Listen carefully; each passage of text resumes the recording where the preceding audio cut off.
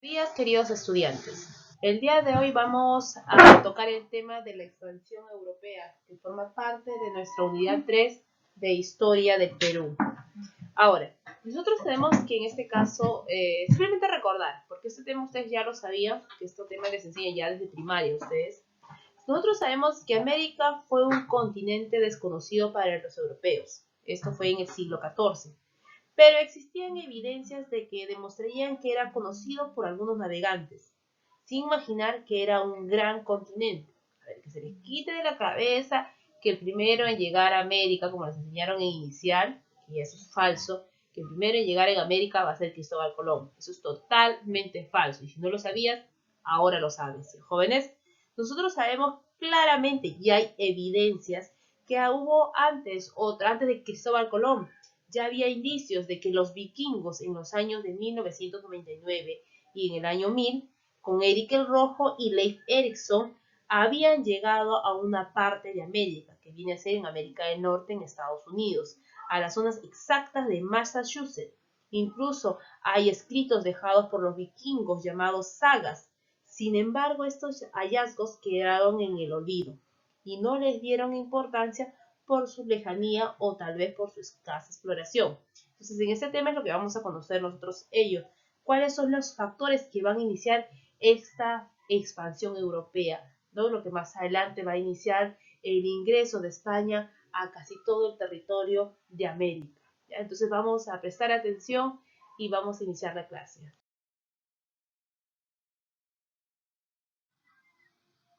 Factores de la expansión europea en el siglo XV. Una de ellas, y tú ya lo sabes, es la caída de Constantinopla en el año de 1453. Esto, y pues ya, vamos a ubicar, ya podemos nosotros ubicar, a ver si vamos a recordar un poquito lo que habíamos hecho en Historia Universal. Tú sabes que Roma fue dividido por el emperador Teodosio en dos imperios, para sus dos hijos Honorio y Arcadio. Se dividió entre Roma de Occidente y Roma de Oriente. Roma de Occidente, que tenía como capital, en este caso, Roma, y Roma de Oriente, que tenía como capital Constantinopla, que se encontraba donde, muy cerca al mar Mediterráneo, en el estrecho de Bósforo. Entonces, ahora lo que les voy a explicar es lo importante que era Constantinopla para los europeos. Nosotros sabemos que Constantinopla fue la capital del Imperio Romano de Oriente, llamado también Imperio Bizantino. Su capital era paso obligado hacia las lejanas tierras de Asia, conocidas como Xinpao en Japón y Catay en China, en donde los europeos obtenían las preciadas especies. ¿Qué tipo de especies? La canela, el clavo de olor, la pimienta, la nuez moscada, el jengibre, seda, telas terciopeladas y perfumes y algunas piedras preciosas. El comercio de todos estos productos era muy apreciado en Europa y esto se vio interrumpido pues los turcos maometanos conquistaron el imperio bizantino, tomando Constantinopla y cerrando toda la ruta comercial entre Asia y Europa. Esto motivó a muchos navegantes europeos a buscar nuevas rutas para poder llegar a la India. Los grandes inventos. Los grandes viajes de exploración y descubrimiento para Europa se pudieron realizar gracias a una serie de inventos tanto de orientación como de navegación. La ventajosa situación geográfica de España y Portugal, que se encontraban en la península ibérica, le permitió entrar en contacto con diversos tipos de embarcación y puso al alcance de estos navegantes lo más novedoso en este caso en cuanto a instrumentos náuticos. Entonces nosotros vamos a iniciar a hablar algunas de las características de la carabela, como la que podemos apreciar en nuestra diapositiva. La carabela fue una creación portuguesa, ligera, coproducto de muchos ensayos. O sea, crear también esta carabela no fue rápido, tuvo muchos ensayos, de 50 a 60 toneladas, con un largo de 20 metros y un ancho de 8, con una tripulación que no superaba de los 30 hombres.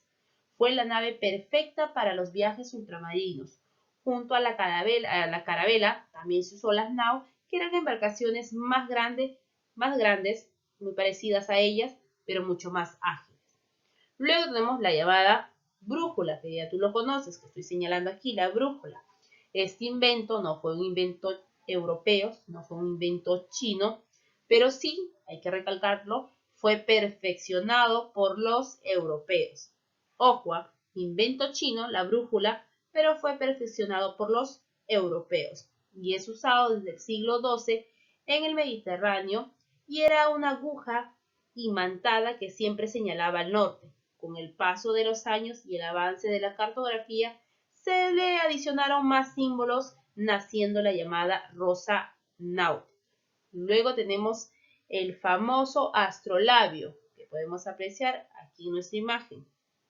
Este astrolabio fue diseñado por los astrónomos árabes en el siglo X. Se utilizaba para medir la altura de los astros, como por ejemplo medían la altura de las estrellas polares en el horizonte y así poder calcular la latitud en la que se iba entonces el barco, como en qué latitud se encontraba el barco desplazándose. Luego tenemos la cartografía. Ustedes saben que la cartografía es la ciencia que se encarga de la descripción terrestre a través de mapas, cartas y planos. Evolucionó favorablemente. Uno de los más aceptados por los navegantes fue el trazo en el siglo XII por Claudio Ptolomeo, llamado Almagesto. Era una descripción del mundo acompañado por diversos mapas de Europa y Asia. Con algunos errores de este Almagesto, será enriquecido recién en el siglo XV con los aportes del cardenal Pierre Thiel en su obra Imago Mundi en el año de 1410. También se destaca el cartógrafo Paolo Pozzo Toscanelli y su gran y prestigioso científico fue uno de los primeros en medir la distancia entre China y Europa. Y no nos podemos olvidar de la famosa pólvora, el papel y la imprenta, que también fueron inventos chinos. Esto y entre otras cosas permitieron elaborar, sobre todo la pólvora, elaborar fuegos artificiales para las fiestas religiosas. Al llegar a Europa se dio el uso de esta pólvora, que en China era usada solo para fiestas, como uso bélico, surgiendo las armas de fuego. Su contribución, en este caso, a los viajes de expansión se puede apreciar en el hecho de dar mayor seguridad a los navegantes. Quizás al llegar ese navegante a un lugar muy hostil, podía hacer uso de sus armas.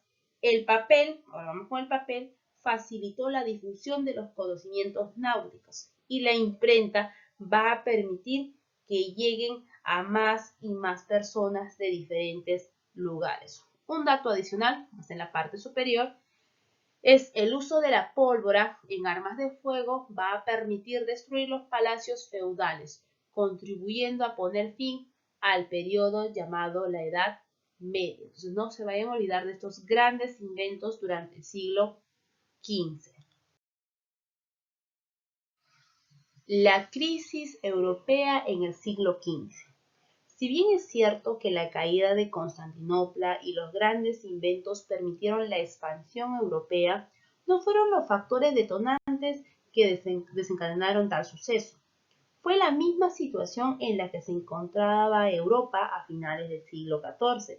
Malas cosechas privaron de pan de cada día a millones de personas, crueles enfermedades arrasaron gran cantidad de población y ciudades enteras, las interminables guerras que consumían de generación en generación a todo el mundo europeo.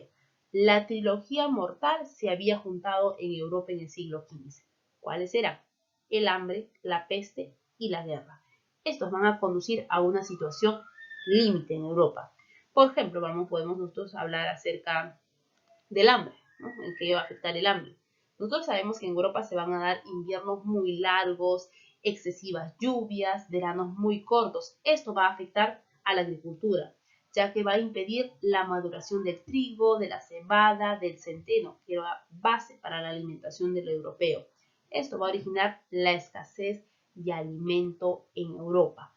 Pero hay algo muy importante, que Europa, después de conocer América y sus productos alimenticios, ya no va a empezar a sufrir hambre, pues los cultivos de este nuevo continente la salvó de muchas hambrunas. Un ejemplo de ello es nuestra querida papa peruana. Esta papa peruana va a salvar la vida de muchos europeos. Los jóvenes, recuerden que el Perú tiene una variedad de papas, más de 100 tipos de papas. Jóvenes, y quizás nosotros solo conocemos 4 o 5 tipos de papas. Jóvenes, entonces tenemos que saber y conocer ello. Luego tenemos la peste. ¿En qué va a afectar la peste? Muchos jóvenes. Por ejemplo, la peste va a debilitar aquella población que fue presa fácil de enfermedades epidémicas, como la tos, la tifus, varicela, la neumonía y sobre todo la peste negra o peste bubónica, que es transmitido por piojos de las ratas. Todo esto va a hacer que la población disminuya, en este caso la población europea, disminuya en gran cantidad. Luego tenemos nosotros las llamadas guerras. En las guerras la situación se volvió insoportable, pues el hambre y la peste se van a sumar la guerra. Se puede decir que la guerra va a ser la cereza del pastel. Uno de los conflictos más grandes fue la llamada Guerra de 100 años, que se realizó entre dos países, en este caso potencias de esa época, que fue Francia e Inglaterra. Este enfrentamiento consumía cuantiosos recursos y el uso de artillería a base de pólvora arrasó con muchos territorios que van a empezar en este caso a ser afectados por esta guerra. A esto le vamos a sumar la falta de tierras de cultivo y la falta de oro y plata para las transacciones comerciales. La vida europea en el siglo XV se volvió insoportable. Ahora, ¿qué es lo que van a hacer ellos entonces? Había entonces que buscar nuevas tierras, nuevas fuentes de aprovisionamiento en África o en Asia, para lo cual había que emprender una serie de viajes de exploración. Viajes que se iniciaron, recuérdalo muy bien, con los portugueses y luego con los españoles. Estos últimos, con su situación ventajosa en la península ibérica, les permitió enfrentarse al mare tenebrarum, que quiere decir, eso está en latín, mar tenebroso. ¿Y quién era considerado el mar tenebroso? El océano Atlántico, porque recuerda que los europeos creían que esa parte del mar del Atlántico, el mar tenebroso, había una gran cantidad de animales que podían tragar sus embarcaciones o en este caso destruir las embarcaciones y ellos quizás nunca puedan retornar. Entonces es donde España va a iniciar esa expedición, la búsqueda, en el caso ir por el oeste y de esa manera poder llegar a una ruta de las Indias. Cuando en realidad nosotros sabemos que no va a llegar a las Indias, sino va a llegar a un nuevo continente. Jóvenes, entonces no se vayan a olvidar de esos factores que van a permitir la expansión europea. Ahora, a manera de un repaso, se puede decir, para ver qué tanto he aprendido, entonces vamos a resolver este pequeño mapa conceptual, pero de manera consciente. No vamos a retroceder la diapositiva ni vamos a mirar los apuntes que nosotros tenemos. En esta pequeña mapa conceptual, nosotros vamos a señalar, en este caso vamos a transcribir los 3 factores que fueron importantes para la expansión europea. Pero como tú eres tan inteligente y ya captaste muy rápido la información, vamos a empezar con el primer factor. El primer factor vienen a ser los grandes inventos, ¿no? Donde está la brújula, el papel, la imprenta, la carabela, entre otros inventos que van a ayudar a que este hombre europeo se desplace y conozca nuevas rutas. Otro factor, la famosa caída de Constantinopla. Recuerda que esta caída de Constantinopla va a cerrar el paso, el comercio de Europa con Asia, para lo que viene, ¿no? Recuerda que Europa iba a realizar comercio con Asia para traer las famosas especies. Jóvenes, recuerda que esto solo es un pequeño repaso de un tema que ya les acabo de explicar más a fondo. Y ahora, por último, tenemos nuestro tercer factor, la crisis europea. El pobre europeo fue duramente golpeado no solo por la guerra, sino por el hambre y las diferentes enfermedades que le daban a ello, debido también a la mala alimentación que tenía. Entonces estos son jóvenes, entonces campeones, los 3 factores que van a originar esta expansión europea. ¿En qué siglo? siglo XIV, siglo XV. Exacto, en el siglo XV. Entonces, jóvenes, decirles simplemente que estudien y que lean las lecturas que se encuentran en el libro y resuelvan los enunciados que luego serán evaluados y cotejados en nuestra videoconferencia. Nos vemos, jóvenes.